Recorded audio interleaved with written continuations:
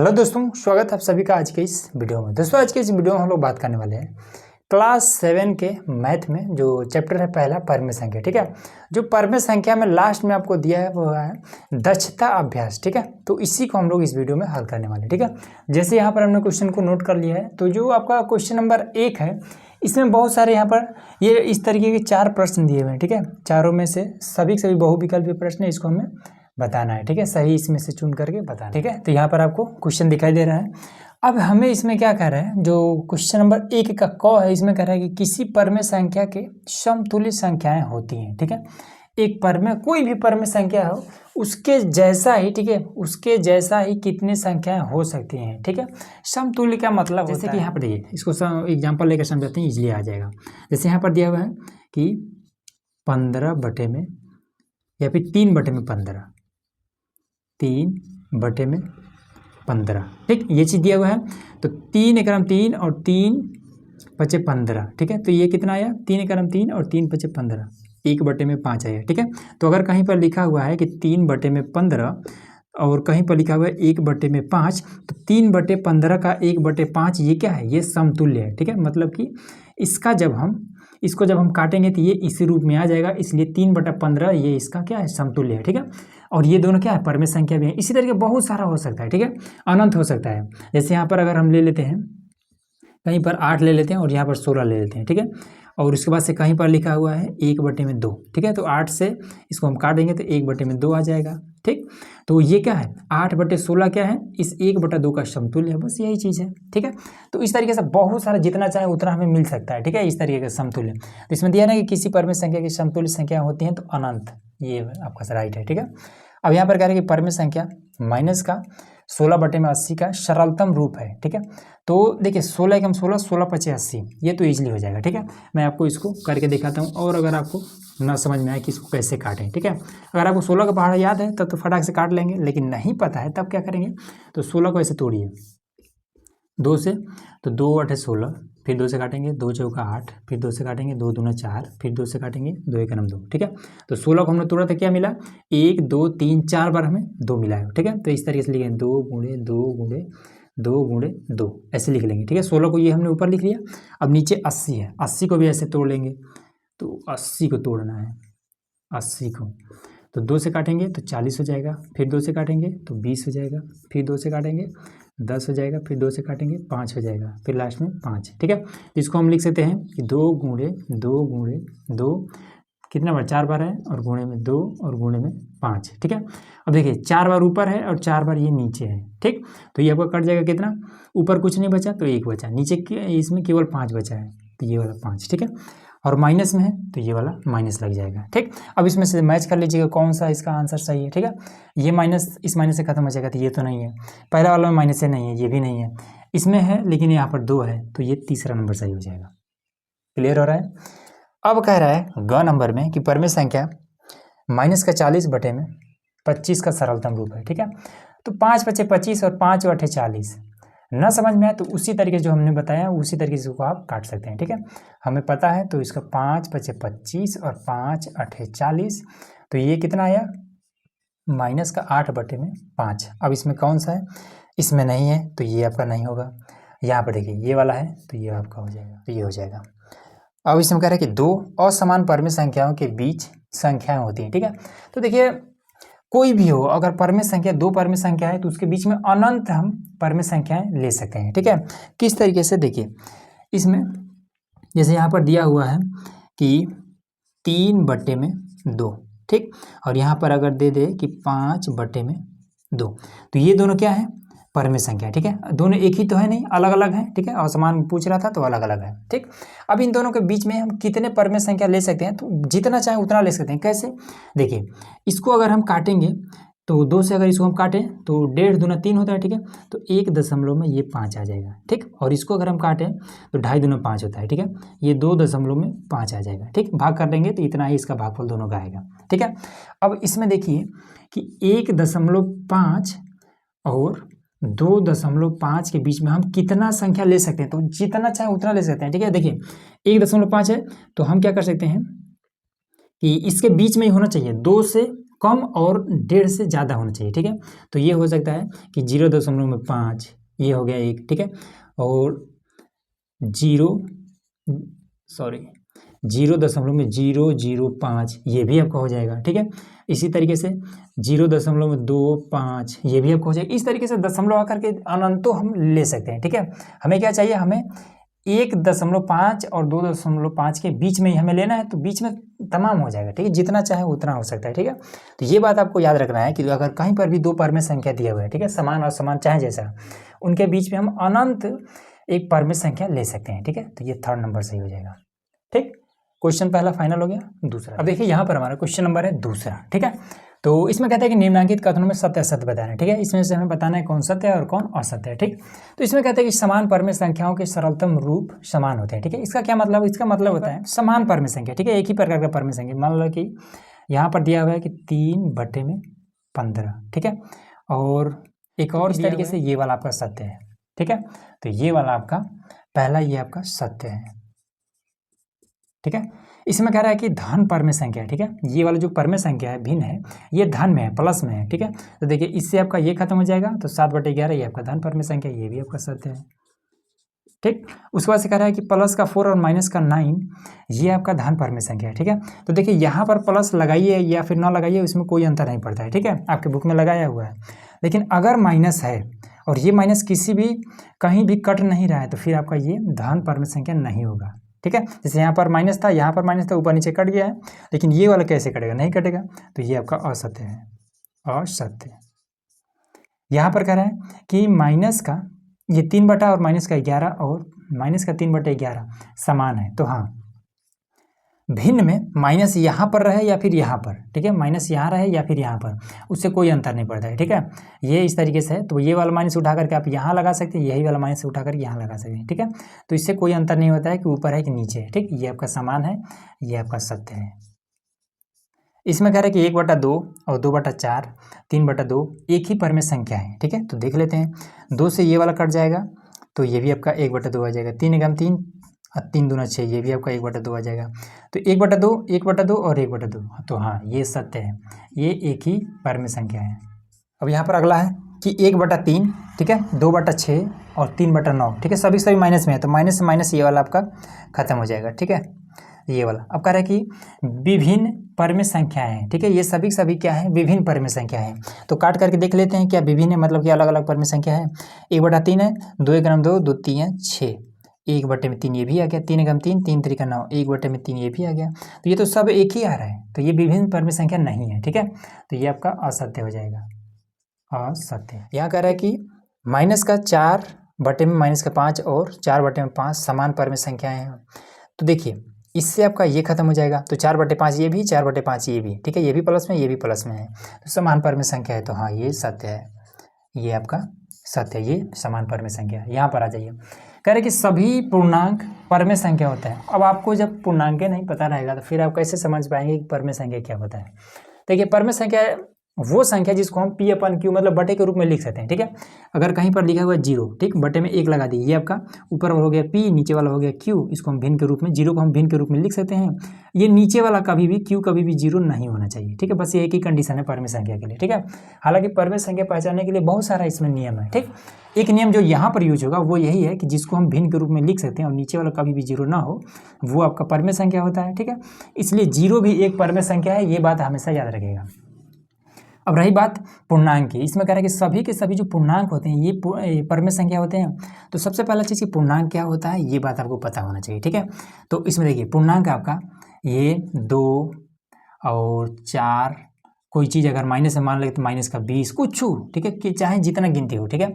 Minus का मान लेते हैं कि 100, ठीक है, माइनस का, या फिर प्लस से में ही मान लेते हैं कि 500, इस तरीके से, ठीक है। हमने आपको क्या बताया कि परमेय संख्या वही होगा जिसको हम P/Q के रूप में लिख सकते हैं, जिसको हम भिन्न के रूप में लिख सकते हैं, ठीक है, और उसका नीचे वाला 0 नहीं होना चाहिए। तो कोई भी अंक दिया हो उसके नीचे मान लेते हैं 5 दिया है, इसके नीचे हम 1 लगा सकते हैं, ये मैथ का नियम होता है। अगर हम 1 लगाते हैं तो ये P/Q के रूप में भी हो जाता है, तो इसलिए इसके नीचे हम 1 लगा सकते हैं, इसके नीचे लगा सकते हैं, सभी के सभी नीचे जो है हम 1 लगा सकते हैं। इसलिए ये क्या है, सभी पूर्णांक एक परमेय संख्या हो सकता है, ठीक है, ये आपका सत्य है, ठीक। कह रहा है कि सभी परमेय संख्याएं पूर्णांक होती हैं। अब इसको एकदम से पलट दिया है, सभी के सभी जो परमेय संख्याएं हैं ये पूर्णांक होती हैं। तो देखिए पूर्णांक जो होता है ये कभी भी बटे के रूप में नहीं होता है, ठीक है। बटे के रूप में करेंगे तो फिर वो परमेय संख्या हो जाएगा। पूर्णांक हमेशा इस तरीके से होता है, वो कभी प्लस में रहेगा कभी माइनस में रहेगा, ठीक है। जैसे अगर कहीं पर लिखा है कि 20 तो ये आपका पूर्णांक है, कहीं पर माइनस का 20 लिखा हुआ है ये आपका पूर्णांक है। जैसे ही अगर कहीं पर लिख दिया जाए कि 20 और बटे में मान लेते हैं 3, अब ये पूर्णांक नहीं है, ठीक। तो ये बात क्लियर हो रहा है। तो यहाँ पर लेकिन हाँ ये आपका बटे के रूप में है तो ये परमेय संख्या है, ठीक है। तो सभी के सभी परमेय संख्या पूर्णांक होती हैं तो नहीं होती हैं, ठीक है। यहाँ पर कहा है कि वो होती हैं लेकिन ये वाला गलत है, ठीक है। तो अगर कहीं पर दे देता है 20/3 तो ये परमेय तो है लेकिन पूर्णांक नहीं है क्योंकि बटे के रूप में है, ठीक है। तो इसलिए सभी परमेय संख्याएं पूर्णांक नहीं होती हैं, ये बात इसमें असत्य है, ठीक है, क्योंकि इसमें कह रहा है कि होती हैं, ठीक। ये असत्य है, सभी परमेय संख्याएं पूर्णांक नहीं होती हैं, ठीक है, असत्य। इसमें कह रहा है कि 0/5 0/-3 समान परमेय संख्याएं नहीं है की बात कर रहा है। तो देखिए अगर हम 0 में 5 से भाग करेंगे तो 0 आएगा, ठीक। 0 में -3 से भाग करेंगे तो 0 भी आएगा, ठीक है। 0 में चाहे जिस चीज़ से भाग करिए उसका मान हमेशा 0 आता है, और 0 एक परमेय संख्या होता है तो ये भी आपका 0 है, ये भी 0 है। तो इसमें कह रहा है ना कि ये वाला और ये वाला समान परमेय संख्या नहीं है, ठीक है। तो नहीं, ये दोनों समान है, ठीक है। इसके नीचे एक, इसके नीचे एक, दोनों क्या है, समान है। तो ये इसमें कह रहा नहीं है तो इसलिए असत्य हो जाएगा, असत्य। अब लास्ट वाला देखिए, कह रहे कि दो असमान परमेय संख्याओं के बीच में अनंत परमेय संख्याएं होती हैं, ठीक है। ये बात अभी हमने आपको क्वेश्चन नंबर जो पहला था उसमें हमने आपको बताया था कि कोई भी दो परमेय संख्या, ऐसे हमने बताया था ना कि 3/2 अगर दिया हो और 5/में अगर 2 दिया हो तो इसके बीच में हम अनंत परमेय संख्याएं ले सकते हैं, ठीक है। तो वही बात यहाँ पर देखिए इसमें पूछ दे रहा है कि ये सही है कि गलत है। अब आप लोग बताइएगा कि दो असमान परमेय संख्याओं के बीच अनंत परमेय संख्याएं होती हैं, ये बात हमने आपको बताया था, इसलिए ये आपका सत्य है। क्लियर हो गया, ठीक। तीसरा देखिए, अब देखिए यहाँ पर आपका क्वेश्चन नंबर है तीसरा। इसमें कह रहा है कि निम्नांकित परमेय संख्याओं को अवरोही क्रम में लिखिए, ठीक है।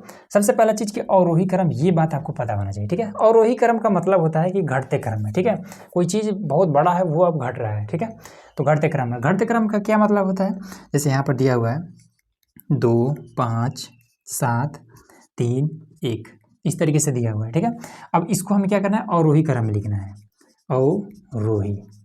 अवरोही क्रम में तो कैसे लिखेंगे, अवरोही क्रम का मतलब होता है कि घटते क्रम में, ठीक है। देखिए आरोही, आरोही और दूसरा होता है अवरोही, अवरोही, ठीक है। तो आरोही, आ में क्या है, आ है, ठीक, ये वाला आ है और इसमें क्या है, अ है। तो आपको अवरोही और आरोही में ये कन्फ्यूजन होता है कि कौन किसका मतलब होता है बढ़ते क्रम और किसका मतलब होता है घटते क्रम, ठीक है। तो इसका एक सिंपल सा ट्रिक है, ठीक है। ट्रिक क्या है, इसमें आ है, ठीक है, आ है, आ से हम क्या लिख सकते हैं, आ से हमारा आगे भी होता है, ठीक है। और आगे का मतलब क्या होता है कि बढ़ते क्रम में, ठीक है। तो जहाँ पर आपको आ दिखाई दे तो वहाँ समझ जाना है कि ये आरोही मतलब आगे बढ़ना है, ठीक है, ये बढ़ते क्रम में रहेगा। और अगर ये वाला बढ़ते क्रम है तो दूसरा बचा जो आपका घटते क्रम में रहेगा, ठीक है। अवरोही मतलब घटते क्रम, ठीक। तो अवरोही लिखते कैसे हैं, जैसे यहाँ पर कुछ संख्याएं दी हुई हैं, ठीक है। इसको आप कैसे लिखेंगे, तो देखिए घटते क्रम में, तो घटेगा कब, जब अधिक रहेगा, ठीक है। तो सबसे पहले जो सबसे अधिक है वो लेंगे, तो 7 है सबसे अधिक, 7। अब 7 से छोटा कौन है, 5, तो यहाँ पर 5 ले लेंगे। 5 से छोटा कौन है, तो 3 ले लेंगे। 3 से छोटा 2 ले लेंगे। फिर उसके बाद से 1, यही आपका हो गया अवरोही क्रम। क्लियर है। उसी तरीके से इसमें अवरोही क्रम की जब बात करें तो सबसे पहले इसमें देखेंगे कौन सबसे बड़ा है, ठीक है। उसके बाद से देखेंगे कि उससे छोटा कौन है, फिर उससे छोटा कौन है, और आपका आंसर आ जाएगा, ठीक है। तो देखिए इसको हम 2 तरीके से हल कर सकते हैं, ठीक है। पहला हमारा ट्रिक है, ठीक है, और ट्रिक जो है ये हमेशा हर जगह काम नहीं करता, समस्या यही है, ठीक है। तो हम लोग क्या करेंगे, सबसे पहले इसका बेसिक नियम समझेंगे, उसके बाद से हम ट्रिक भी समझेंगे, ठीक। तो देखिए बेसिक नियम यही है कि 5 से आप 2 में भाग कर दीजिए, ठीक है। साइड में कहीं पर भी रफ में आप कर सकते हैं। तो 5 से जब आप 2 में भाग करेंगे तो दशमलव लगाएंगे, यहाँ 0 बढ़ाएंगे और 5 चौका यहाँ पर 20 कर लेंगे, तो ये आपका आ जाएगा कितना, 0 में ये 4, ठीक। अब इसका तो 4 में आपको 7 से करना है, ठीक है। दशमलव लगा लेंगे और दशमलव यहाँ लगेगा, यहाँ 0 बढ़ेगा, सॉरी। अब देखिए 7 बचे 35, ठीक है, 35 बचा है आपका 5, दशमलव लगा है तो 0 आ जाएगा। 7 7 49, दशमलव के बाद से बस 2 अंक तक करिए तो कितना आया है कि 0.5 7 ये आया है, ठीक है। और इसके बाद से 9 से 5 में, 9 से 5 में, ठीक है, दशमलव लगा लेंगे, 0 बढ़ाएंगे, 9 पचे 45, ठीक है, 9 छः 54 ज़्यादा हो जा रहा है, 9 पचे 45, फिर बचा आपका 5, तो 0 बढ़ा लेंगे, तो 9 पचे 45, ठीक है। तो ये आपका 0.55 आया। फिर 1 से 6 से 1 में, ठीक है, दशमलव लगाएंगे, 0, 6 का नाम 6, बचा आपका 4, ठीक है, 0 बढ़ा लेंगे, 6 पचे 30 और 6 4 36, 6 बार में आपका 36 आ जाएगा, ठीक है, दशमलव के बाद से बस 2 अंक तक। तो ये आपका हो जाएगा 0.16, ये चीज़ हो जाएगा, ठीक। अब सिंपल आपको क्या करना है, अवरोही क्रम में लिखना है, अवरोही मतलब घटते क्रम, ठीक है। देखेंगे सबसे बड़ा कौन है, तो यहाँ पर अगर आप देखेंगे तो दशमलव के बाद से ये 5 है और ये 7 है, ठीक है। यहाँ पर दशमलव के बाद से 5 है और ये 5 है, ठीक है। तो 5 7, ठीक है, और 5 5 मतलब ये वाला बड़ा है, ठीक है, 57 है, ये 55 है, ये वाला बड़ा है।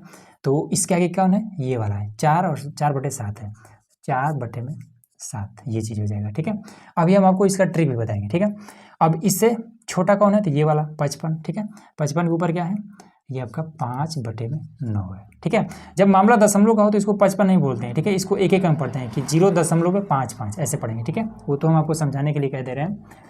अब इससे छोटा, तो यहाँ पर देखिए दशमलव के बाद से ये 4 है, यहाँ पर दशमलव के बाद से 1 है, तो ये वाला बड़ा है, मतलब कि ये 2/5, और लास्ट में बचा ये, तो ये हो जाएगा 1/6, बस क्लियर हो गया, ये आपका आरोही क्रम हो गया। इसको आइए देखते हैं, तो इसमें आपका क्या है, वही चीज़ करना है, ठीक है, 11 से 4 में करना है, तो 11 से हमें भाग करना है 4 में, ठीक है। तो ये आपका हो जाएगा, दशमलव लगाएंगे, 40 कर लेंगे, तो 11 3 33, ये हो जाएगा 33, बच्चा है 7, दशमलव लगा लेंगे, 11 6 के 66, ठीक है, तो 0.36 हो जाएगा। अब यहाँ पर 3 से 1 में, 3 से 1 में, तो ये दशमलव आके यहाँ पर 3 3 9, 3 3 9 हो जाएगा, बचा 1, फिर 10 हो जाएगा, 3 3 9, तो ये आपका 0.33, हटाइए अब इसको भी। अब ये 7 से 5 में, दशमलव 0 बैठाइए, 7 7 49, 49 हो जाएगा, बच्चा 1, और 7 1 नाम 7, 3, तो ये हो जाएगा 0.71, फिर यहाँ पे 4 से 3 में, तो दशमलव 0 आ गया, तो 4 7 28, बचा है 2, और 0 4 5 20, तो ये हो जाएगा 7 5 0 में, ठीक है। अब इसमें आपका क्या हो जाएगा, देखिए ये भी माइनस में, माइनस लगा दें, ये भी माइनस में, माइनस लगा, ये भी माइनस में, ये भी माइनस में, ये भी माइनस में, माइनस में, ठीक है। अब इसमें हमने आपको क्या बताया था कि दशमलव के बाद से जो सबसे बड़ा है, ठीक है, वही आपका कितना हो जाएगा, वही सबसे बड़ा होगा, ठीक। लेकिन अब इसका सेम अपोजिट हो जाता है जब मामला माइनस का हो, ठीक है। तो जो जिसके पास जितना अधिक संख्या है, ठीक है, वो आपका छोटा होगा, ठीक है। इसको आप ऐसे समझिए कि जिसने जितना उधार ले रखा है, ठीक है, वही क्या है, वही एकदम से छोटा है, गरीब है, ठीक है। तो यहाँ पर आपका वही चीज़ का वही वाला कॉन्सेप्ट यहाँ पर भी अप्लाई करेंगे, ठीक है। तो जो सबसे बड़ा है, ठीक है, वही सबसे क्या है, छोटा है, क्योंकि मामला माइनस में है, मामला उधारी में है, ठीक है। तो जिसके पास जितना उधार वही सबसे छोटा, ठीक है। तो हमें क्या करना है, सबसे बड़ा लेना है, तो देखेंगे कि सबसे छोटा कौन है, तो सबसे छोटा यहाँ पर ये वाला है, ठीक है, 33 है, ठीक, मतलब कि ये वाला, ठीक, सबसे बड़ा ये वाला है, ठीक है, माइनस में है इसलिए। तो अवरोही,